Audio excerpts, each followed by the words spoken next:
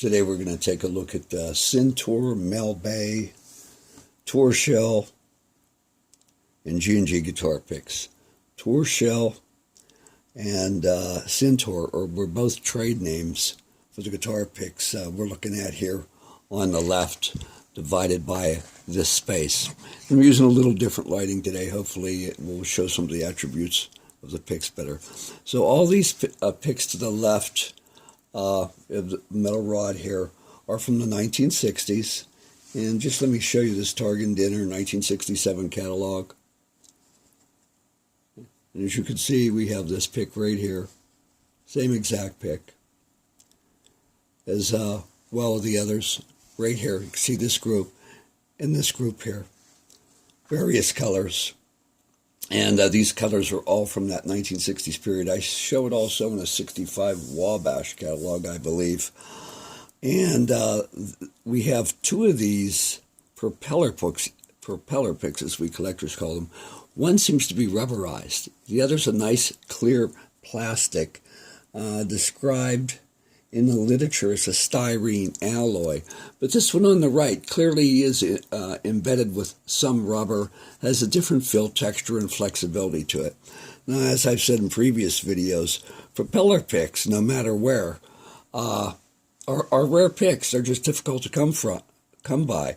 They were tried in the market numerous times. They always failed. The last to give them a shot here in the U.S. was Gibson in '79. That didn't work out. But because of their unusual shapes, they're highly prized by collectors. Now, G&G is the plastic company that made all these picks. I mentioned them earlier. And this appears to be the standard logo they used in making those picks. As you could see, it's divided up into 6 parts. It's a wheel. Looks like it has spokes in it. And a number of variations in shapes here, a number of colors here. But what I'm showing you are the vintage shapes. Now, they did have a blue in the post-1960 shapes that were made later on, but that blue is a much more solid blue, as you could see that right here. Now, let's go ahead and move over to this group on the right, because now we're showing the more updated models of the G&G. And these were hackable up into the early 90s. At that time, they were still difficult to come by. And they have this interesting, very large triangle going on here, a shape unique to them, and one of the smallest mandolin picks I've ever seen. And here's the 5 colors they came in. Again, keeping the style of that wheel right there. And on the back, it's got, if we could see it here, maybe we can't. Hold on with me. And I'm going to light that up. We could see concentric circles, one after another, on that pick there. And all these are like that. Now, just below it is the Mel Bay group. And the Mel Bay group runs from the late 1960s through the 80s. And the difference here, instead of having the cross-hatching, like we see with the generic G&G, we have the Mel Bay logo right there, MB. Those are the vintage Mel Bays, and highly desirable amongst many players and collectors. So this group of 4 right here all has the MB logo, clearly readable with a point down. Now those below here are the point up version, probably misstamps, and in order to see the logo, you have to turn the pick upside down. Otherwise, it looks like BW instead of MB. And there's the proper logo, MB, Mel Bay. Those I'm showing here at the bottom are variations. Amongst the rarest are the white, and there was no red Mel Bay.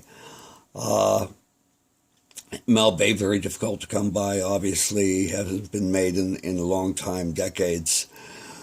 But this company, G&G, I could not locate anything about them except the flyer I seen when they were advertising Mel Bay picks, indicated they were out of Houston, Texas.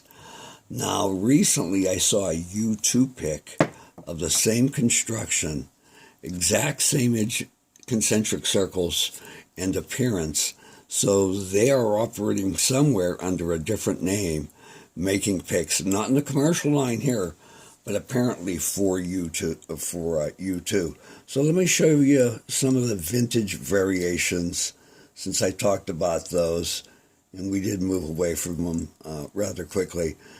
You could see some of those color variations in the vintage, and these shapes here, right there, this shape not even being offered later on in their catalog.